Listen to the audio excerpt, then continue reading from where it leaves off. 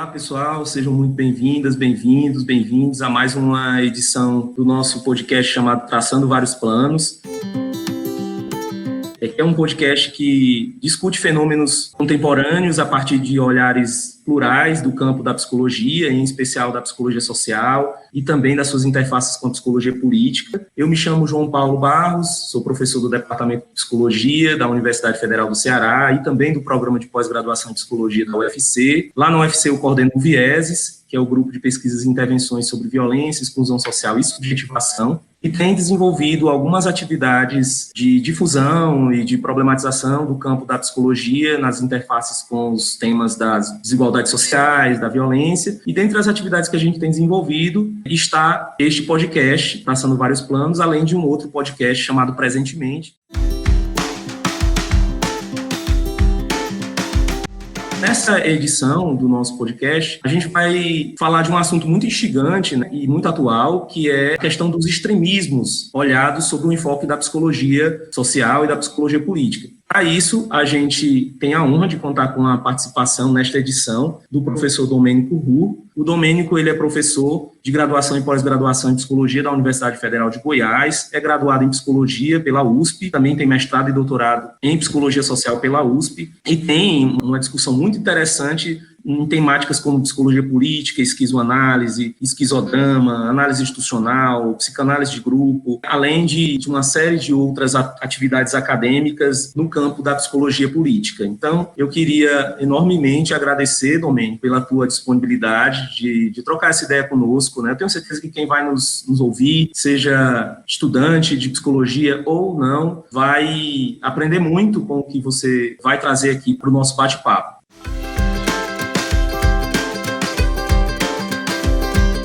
Olá, João Paulo. Primeiro, agradeço muito o convite de estar aqui com vocês, né, nesse podcast. E é uma honra, né, poder estar aqui com vocês, né, do Vieses, com todo o trabalho legal que estão fazendo na UFC. E a ideia é que a gente possa ter um bom diálogo aqui sobre a questão dos extremismos.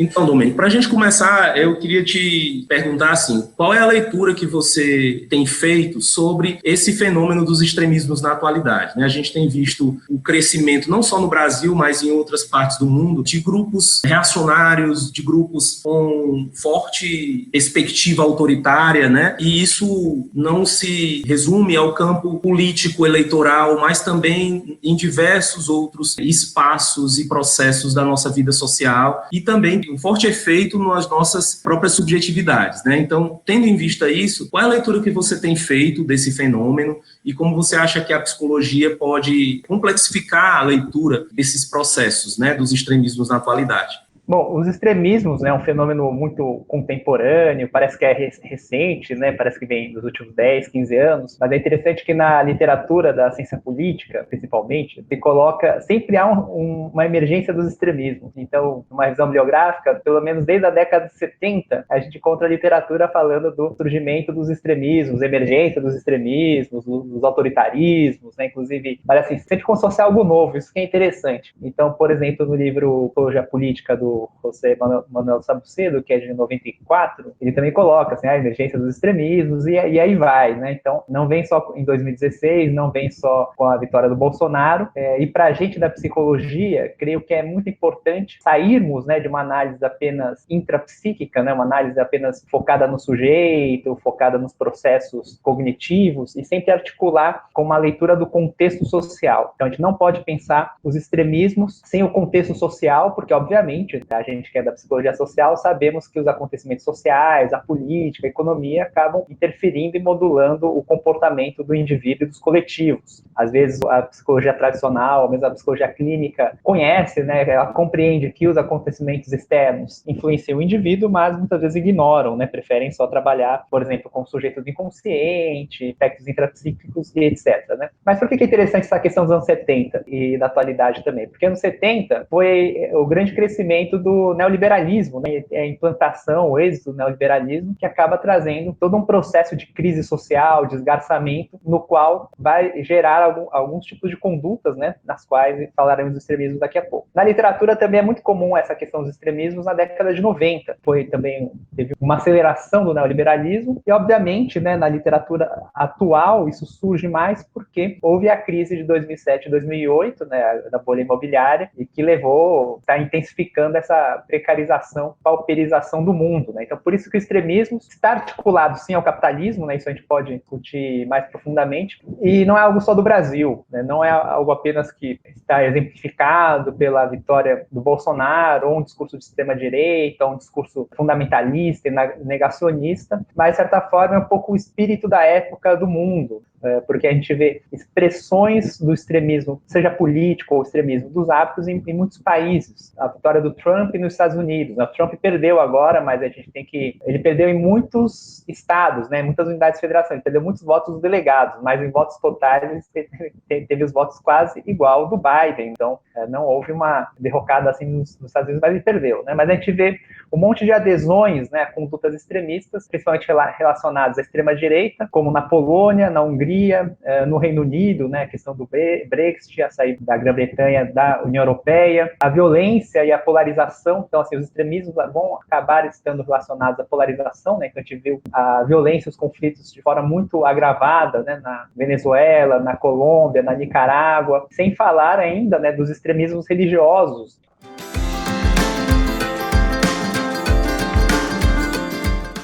Então, para nós entendermos, temos que pensar a questão do contexto e o que o contexto, né, como o contexto modula o comportamento do indivíduo e dos coletivos. E o contexto do capitalismo é exemplar, né, porque a gente tem que, Deleuze e Guattari discutindo o capitalismo, é que o capitalismo não se restringe ao plano econômico e político, mas funciona muito mais como uma máquina semiótica, né, uma máquina semiótica no sentido de que o capitalismo traz um funcionamento que se concretiza em muitas instâncias da vida, né? Não apenas da produção material, mas também da produção intelectual, ou uma modulação do desejo, ou as formas de pensar e as próprias formas de ser. Por isso que o Guattari vai falar de uma subjetividade capitalística, né? Então, um sujeito que é formado por essa lógica. Mas a questão do neoliberalismo é que você tem uma aceleração da produção do objeto qualquer e com a promessa de uma riqueza. Entretanto, como muitos autores já estão colocando, né, e o mais famoso é o Byung-Chul Han, vemos que o capitalismo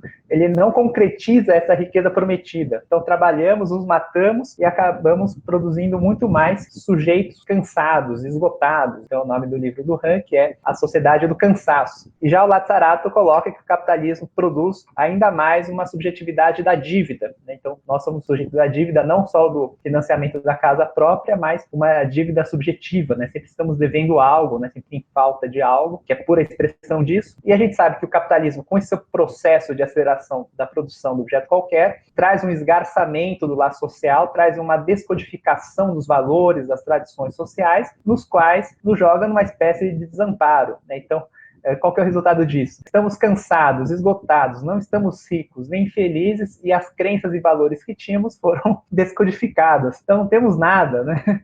O que ocorre em momentos de extrema crise? Ocorre o contrário que o capitalismo produz, né? Se o capitalismo produz, né, essa aceleração dos fluxos, em momentos de extrema crise e desamparo, há uma tentativa de ancoragem, de uma hiperterritorialização a determinados valores e crenças como boias de salvação, né? Então é interessante, né, que o capitalismo, ao mesmo tempo que acelera a produção, traz mudança e propagação de fluxos, também há uma hiperancoragem em alguns sistemas de crenças e códigos, e quaisquer que sejam, né?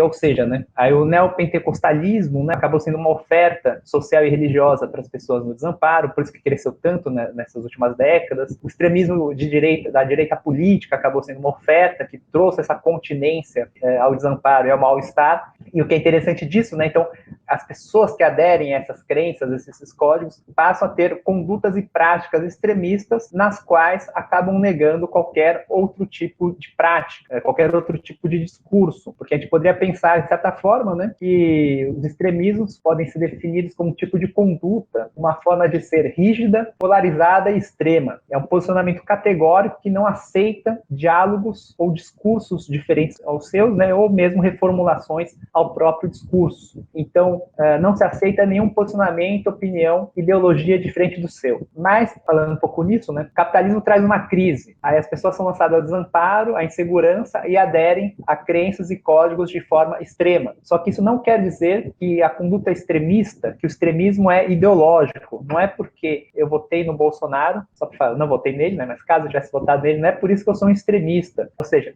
o extremismo não é algo que se refere a uma ideologia ou a um conteúdo, mas sim o extremismo refere-se a uma questão de estilo, a uma questão de funcionamento, a uma questão de conduta. Então, isso que a gente tem que ficar muito claro, né? Então, não é porque eu sou de extrema esquerda ou extrema direita, se eu tenho uma adesão ao discurso de extrema esquerda ou extrema direita, que eu serei extremista, mas sim a adoção de práticas extremistas, que são essas condutas rígidas, intolerantes, que não aceitam a diferença, né? Então, o que é interessante é isso. Se o extremismo não se refere a um conteúdo, a uma ideologia, mas a um funcionamento, é isso que explica, por exemplo, a conversão de ex-extremistas de esquerda, ou que votavam até no Lula, não que o Lula seja extremista de esquerda muito longe, isso explica nessa conversão de antigos extremistas de esquerda a extremistas de direita que hoje apoiam Bolsonaro, porque essa questão é muito mais de estilo do que de conteúdo ideológico. Então, a gente vê, por exemplo, no ABC paulista, né, quando a gente tinha nos anos 80, os grupos, né, os punks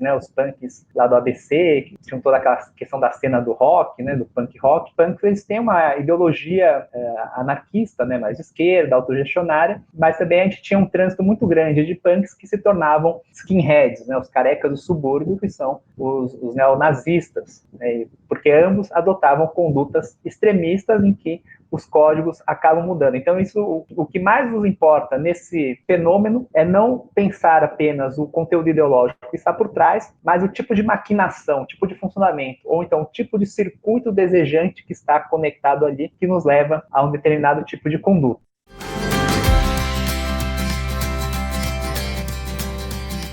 Domênico, eu estava te ouvindo e fiquei pensando assim, você situou muito bem que se trata de algo que não está circunscrito apenas ao contexto brasileiro, né? Nem algo que se resume ao contexto atual, né? O contexto mundial atual. E eu fiquei pensando, assim, te perguntar sobre se você consegue visualizar peculiaridades desse extremismo no Brasil, tendo em vista o histórico colonial, autoritário do Brasil, o histórico de desigualdade do Brasil e, ao mesmo tempo, o histórico colonial e autoritário que nos caracteriza, né, ainda hoje, que vai se atualizando, né, inclusive nesse contexto neoliberal que você mencionou também. Você acredita que há peculiaridades ou especificidades desse extremismo político no Brasil, né, e nos efeitos que ele produz nos nossos modos de subjetivação, já que, acho que pela tua fala fica nítido também que, quando você diz que se trata de um estilo, né, não se trata apenas de uma posição ideológica, mas de um certo modo de subjetivação que é agenciado também nesse plano da produção desejante no campo social, né? Então, o que você acha? Existem peculiaridades, especificidades desse extremismo, de como ele opera, de como ele se caracteriza no Brasil? E se sim, quais você consegue apontar aí para que a gente possa pensar? Sua pergunta é muito boa e muito difícil de responder, né? Então a gente tem que fazer um exercício do pensamento para chegar lá, né? E o Guattari, quando ele começa a falar dos neo-arcaísmos, né, que a gente pode articular com os extremismos, ele começa a falar já na década de 70, mas sempre articulado ao capitalismo, né? Sempre o capitalismo que traz essa hiperprodução, esses fluxos acelerados, como que ele traz que são mais de capital, mas ele sempre fala a aceleração dos fluxos, mas a emergência dos neo-arcaísmos. Então ele trabalha um pouco esse contexto dos extremismos mais com o capitalismo. Aí já em relação ao Brasil, né, que você já coloca essa questão colonial, até tem uma discussão do próprio Partido Comunista Brasileiro na década de 60, né, quando eles começam a apoiar o João Goulart, eles têm uma tese assim, né, a esquerda tem que apoiar a burguesia, porque o Brasil está tão atrasado que ainda não se liberou de um sistema escravocrata feudal. Então a esquerda vai apoiar a burguesia para que esses fluxos capitalistas consigam varrer esses últimos traços feudais e depois vai fazer oposição, etc., e a luta de classe, né? Então tinha essa discussão no Partido Comunista Brasileiro. E aí eu cito isso porque isso tem tudo a ver com a sua pergunta e a nossa teorização do Guattari, né? Então, se na França, na década de 70, já tem outro tipo de meios de produção, já tem um diagrama social mais capitalista, em que, claro, que ainda há trabalho escravo ali, é claro que há rastros de feudalidade, mas não como o Brasil, né? No Brasil, a gente ainda tem uma herança colonial, uma herança imperial muito mais forte. Então, teoricamente, o que eu estou falando, né? A discussão de extremismos vem no que se refere a um debate com o diagrama capitalista, o diagrama neoliberal. Mas no Brasil, com a sua pergunta, a gente percebe que talvez haja regiões que o diagrama neoliberal, o diagrama capitalista, nem seja o mais preponderante. Talvez a gente nem sejam resquícios, né, do diagrama feudal, né? Mas o feudalismo, em algumas regiões, é muito forte. Talvez tenha até algumas capitais, né? Eu fico pensando aqui em Goiânia. É claro, é uma sociedade capitalista, etc. Mas esses laços de parentesco, que a gente fica pensando, né? O nosso modelo no Brasil talvez seja até, em alguns lugares, mais colonial do que capitalista, né? E até a Sueli Ronick, ela vem trabalhando já há alguns anos, né? Está muito claro naquele livro Esferas da Insurreição, essa ideia, né, de inconsciente colonial capitalista, né? Que seria esse inconsciente do brasileiro que congrega o pior do capitalismo e o pior do colonialismo, né? Então, quando a gente fala em Brasil, brasileiros, né, nação, resquícios do colonialismo, creio que a gente tem uma configuração bastante mesclada, né? E que, de certa forma, um dos resultados possa ser até a intensificação da violência, né? Uma intensificação da violência porque os extremismos não vêm apenas, né, de um desamparo em relação aos fluxos capitalistas acelerados, mas muitas vezes vem de um desamparo na tentativa de querer reafirmar um lugar não só de classe social, mas de estamento social, né? Estamento um pouco referente às castas, o que a gente chama de castas na Índia, né? E no Brasil a gente não faz muita questão dos estamentos, mas eu acho que é necessário sim, porque criamos camadas sociais muitas vezes impenetráveis, né? Mesmo que a pessoa vire milionária, acaba não entrando, né? E as famílias, as elites históricas e ricas, elas têm esse estamento, né, bem colocado ali. Então, essa discussão, né, não é só uma discussão de classe, agora a gente tem muita essa discussão racial, né, a discussão da interseccionalidade, mas é muito interessante essa coisa do Brasil, né? Porque o brasileiro ele tem muita vergonha do outro brasileiro, tem muita raiva, né? De certa forma. Só que esse mesmo brasileiro que odeia o Brasil, fala, eu odeio o Brasil, vou para os Estados Unidos trabalhar, vou para a Inglaterra, para a Irlanda, para a Espanha, né? Aí, quando ele chega em terra estrangeira, esse mesmo brasileiro que odeia o Brasil, qual a primeira coisa que ele faz? Ele se enrola na bandeira do Brasil ou veste a camiseta da seleção. Com um grande orgulho, falando, eu sou brasileiro e tal. E realmente, brasileiro, claro, né? Temos todos os estereótipos, mas somos bem tratados no mundo. Então, de certa forma, né, creio que, pensando nessa discussão de diagramas, né, diagramas de forças no Brasil, e como a gente tem esse diagrama colonial muito forte ainda, gera essas formações contraditórias, paradoxais, ambíguas, né, nas quais pode resultar numa autoviolência, uma violência contra o outro maior do que em outros países, talvez. Então, acho que a peculiaridade do nosso extremismo seria um pouco essa, né?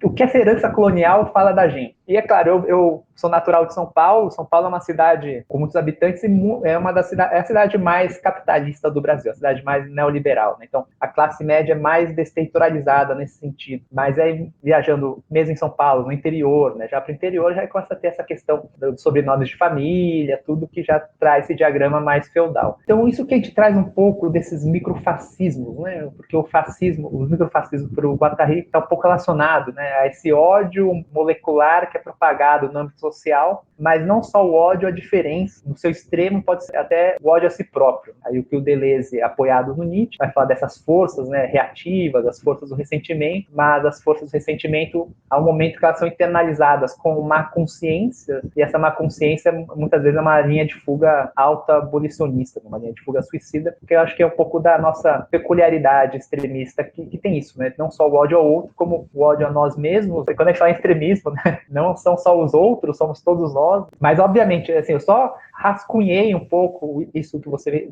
fez a pergunta. Eu acho que é uma discussão que dá para uma tese, né, ou até para um grupo de pesquisa pensar essas raízes coloniais da psiquiatria.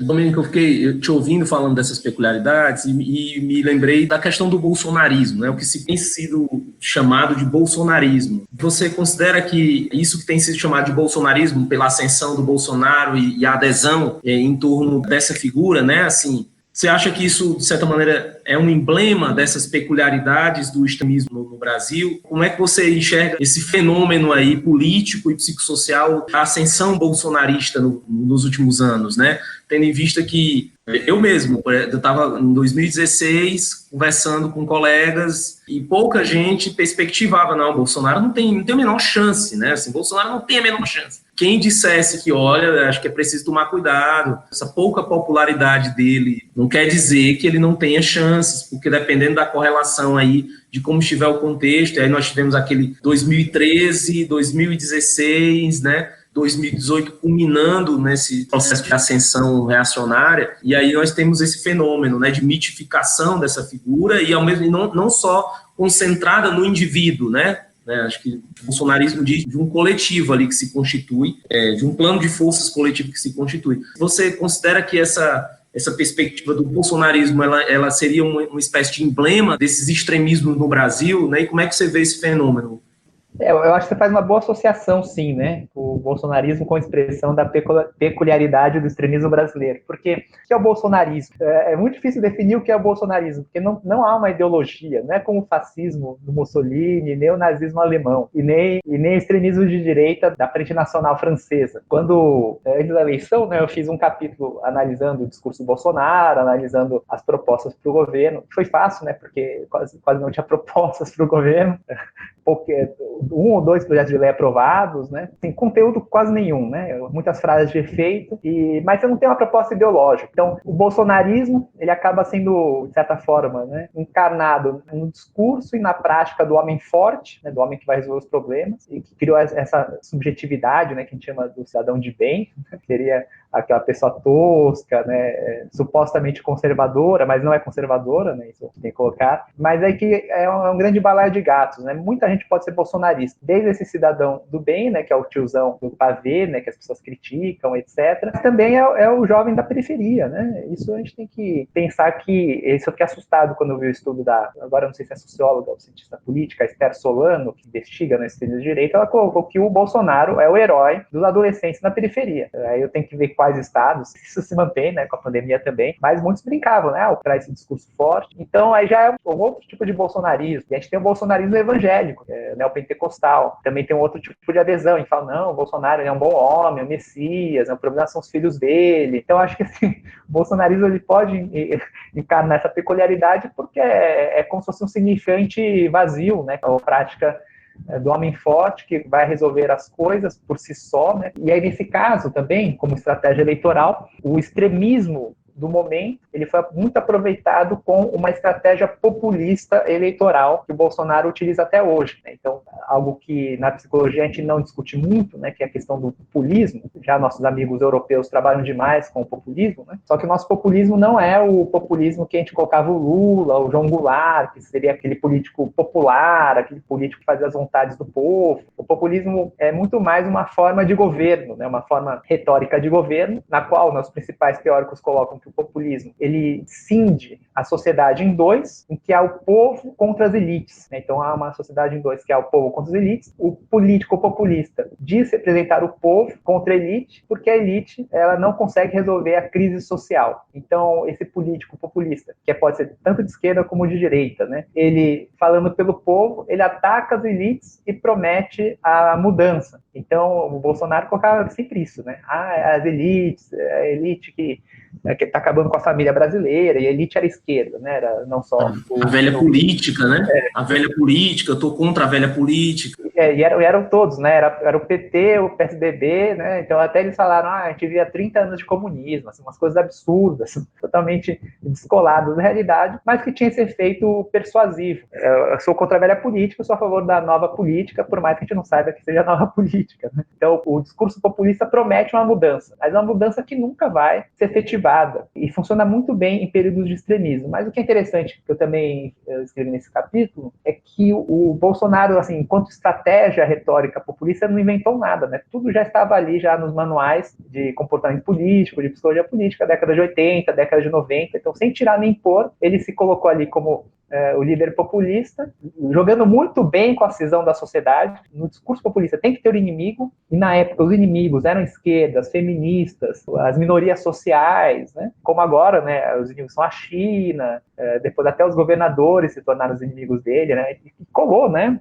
Os governadores estão impedindo a população de trabalhar. Eu quero que a população trabalhe em época da pandemia, né? E isso colou com as classes trabalhadoras, mas tem um grande risco, né? Porque é essa cisão da sociedade em dois que aumenta a violência, aumenta a incomunicabilidade, aumenta a hostilidade entre os polos. E os comentaristas políticos, né, eles querem colocar muito rapidamente que o bolsonarismo está diminuindo, está acabando, pegando, por exemplo, o resultado das eleições municipais, mas também não temos que nos precipitar. Infelizmente, o extremismo, assim, claro, né, o psicólogo político Alexandre Dornat, é um chileno francês, ele fala, né, que o extremismo vem em ondas, atinge o seu cume, mas desce, né? Então espero que estejamos descendo já, né? Mas não acabou ainda, está longe de acabar essa situação de incomunicabilidade, de intolerância, e que se adota condutas extremas, isso no âmbito político, né? Também a gente pode pensar isso no âmbito social, no âmbito relacional também.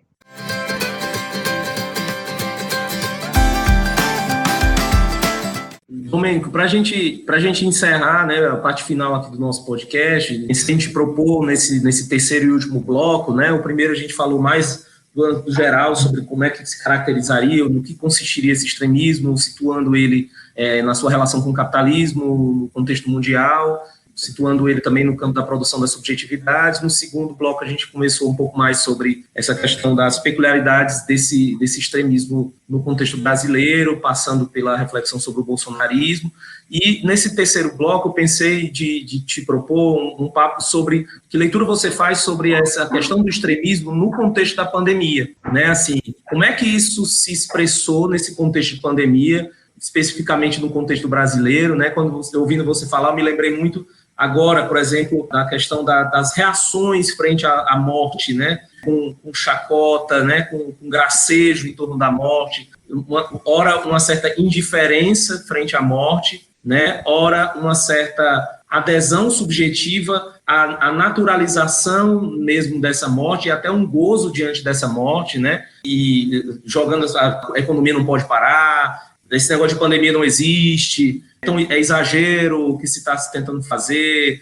Então você tem várias expressões, não só do executivo nacional, mas também de um amplo conjunto da população. Ontem mesmo eu ouvi de uma pessoa relativamente próxima, esse negócio de pandemia não existe.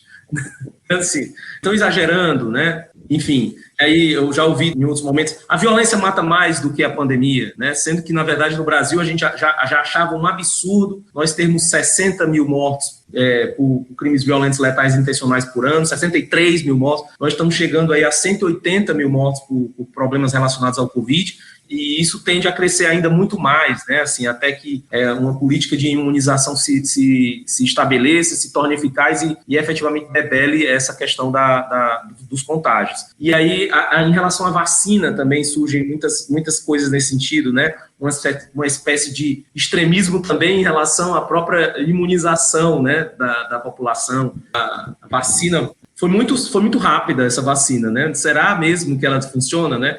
Vindo de pessoas até com condições, né, de ter uma posição mais razoável diante dessa questão, né? Enfim, então, assim, uma série de fake news sobre efeitos colaterais que essas vacinas podem produzir, né? Então, eu queria te perguntar sobre como é que você vê essa questão do extremismo nesse contexto da pandemia no Brasil. Que expressões você destacaria desse extremismo nesse contexto? Uma coisa importante, né, para falar é que os extremismos, né, eles atuam com um modo cognitivo binário, né, um modo cognitivo dicotômico. Ou é isso ou é aquilo, né, o que o Deleuze chamaria a lógica da negatividade. Mas a gente sabe que o pensamento opera muito mais pela multiplicidade, como se fosse um cristal do tempo, né, várias faces distintas, né.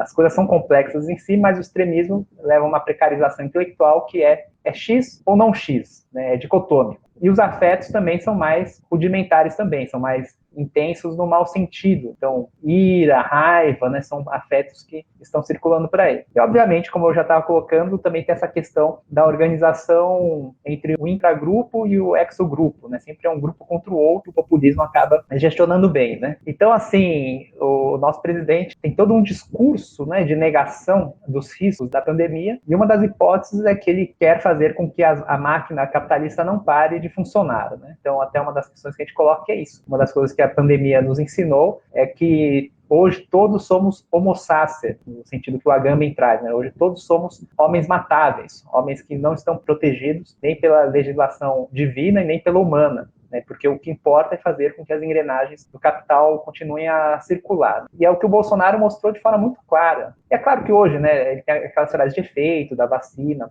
virando jacaré, tudo também tem frases que ele quer desviar o foco, né? Ele trabalha muito com a estratégia da desinformação e quer desviar o foco.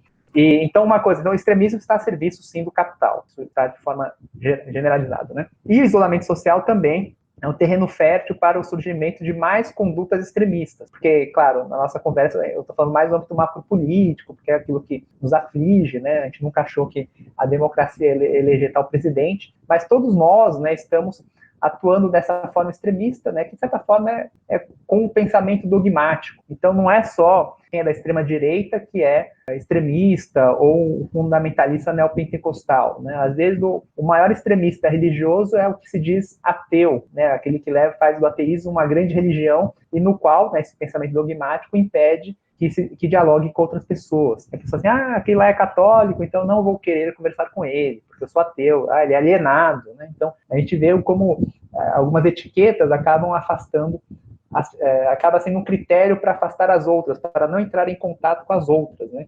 Então, é claro, com esses nossos isolamentos, né, que criamos essas células autossuficientes, a gente pode até pensar que talvez seja produzido um extremismo egóico, talvez, né? O que não é eu é ruim, né?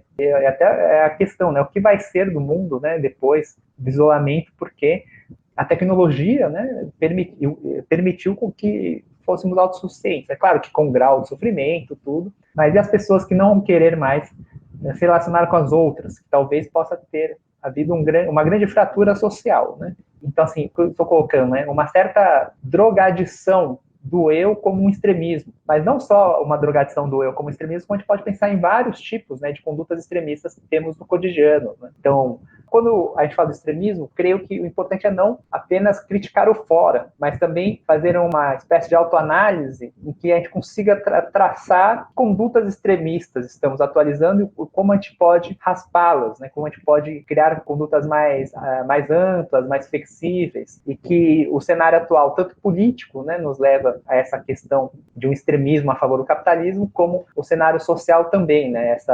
Esse esgarçamento, essa fratura lá social, talvez demore muitas décadas para serem reparadas novamente.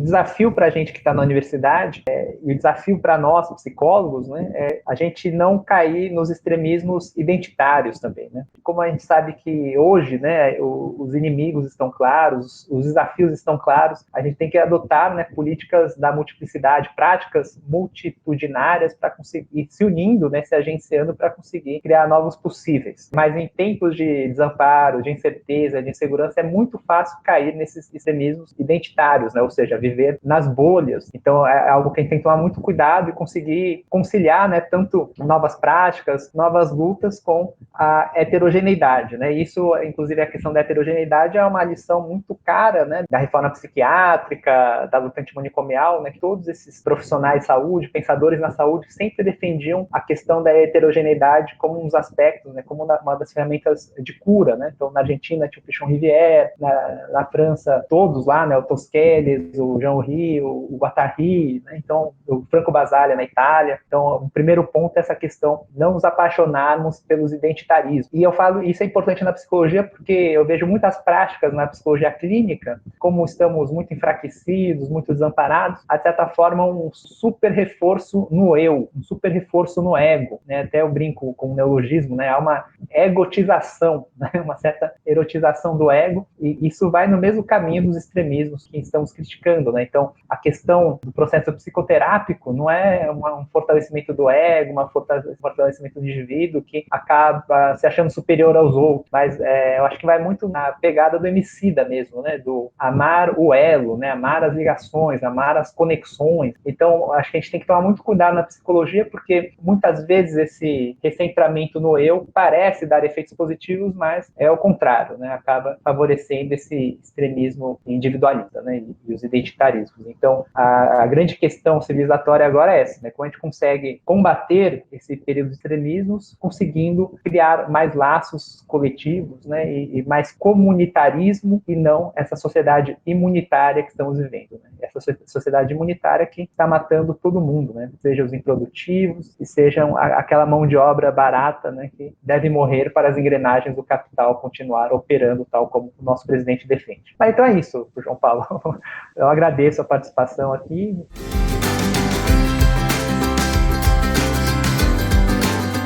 Domênico, nós é que agradecemos. Eu queria imensamente expressar nossa gratidão pela tua participação. Foi um debate muito rico. Como eu falei no início, quem nos assistir aí, nos ouvir, vai certamente ter muitos elementos para seguir pensando sobre essa questão, que é o grande objetivo do podcast, né? É fazer pensar, é fazer proliferar questões para que elas possam ressoar e se reformular para que sigamos pensando, né? Você falou do elo, né, do amar o elo, e o podcast, ele surge, o nome surge da música sul-americana, né, do Baiana System, em que ele fala vou traçando vários planos para poder contra-atacar, né. Então é justamente isso, a gente vai traçando vários planos nos elos que a gente consegue constituir, né, e fico muito grato por essa conexão ter acontecido, né, aqui nesse bate-papo e que outras pessoas possam ter acesso a isso. Então, muito obrigado. E só para completar uma coisinha só, desculpa aí, João.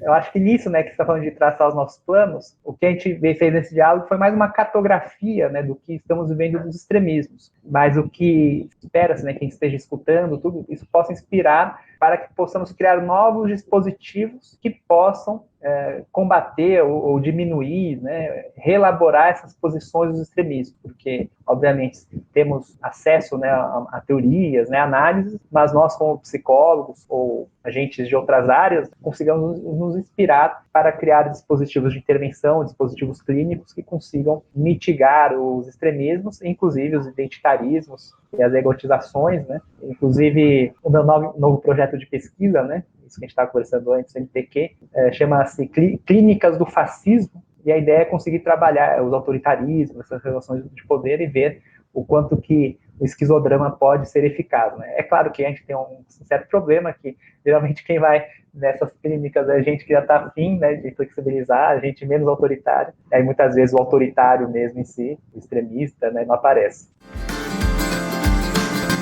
Então, meu amigo, mais uma vez, muito obrigado. A gente está gravando esse episódio aqui no dia 23 de dezembro, né, de 2020, então estamos aí nas vésperas, né, do fim do ano, então espero que você possa seguir aí com saúde, se cuidando e traçando outros planos aí para o próximo ano, que ele seja mais generoso conosco do que este 2020.